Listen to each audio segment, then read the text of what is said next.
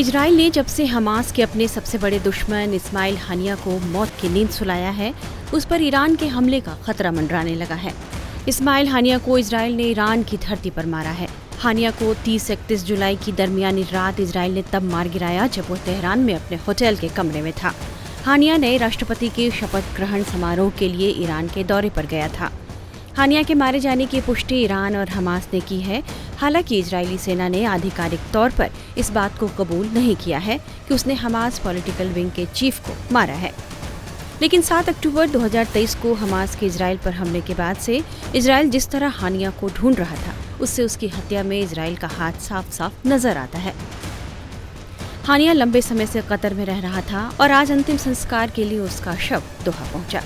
Hamas के chief Ismail हानिया की हत्या के बाद इजराइल और ईरान के बीच तनाव बढ़ गया है। ईरान इस हत्या से बुरी तरह बौखलाया हुआ है। ईरान ने साफ कहा है कि वह हानिया की हत्या का बदला इजराइल से जरूर लेगा। अंतर्राष्ट्रीय मीडिया रिपोर्ट्स में कहा जा रहा है कि ईरान के सर्वोच्च नेता अयातुल्ला अली खामेनेई ने इजराइल पर हमला करने का आदेश जारी कर दिया है। ईरान की सर्वोच्च राष्ट्रीय सुरक्षा परिषद की एक आपातकालीन बैठक में यह आदेश दिया गया है, जिसके बाद से इजराइल की खुफिया एजेंसियां सतर्क हैं। मीडिया रिपोर्ट्स में कहा जा रहा है कि इजराइल को अंदेशा है कि ईरान अपने प्रॉक्सी हमास, हिजबुल्लाह और समुद्र में हूती विद्रोही ग्रुप का इस्तेमाल करके इजराइल पर हमला कर सकता है। लिहाजा इस हमले का जवाब देने के लिए इजराइल ने भी अपनी पूरी तैयारी कर ली है।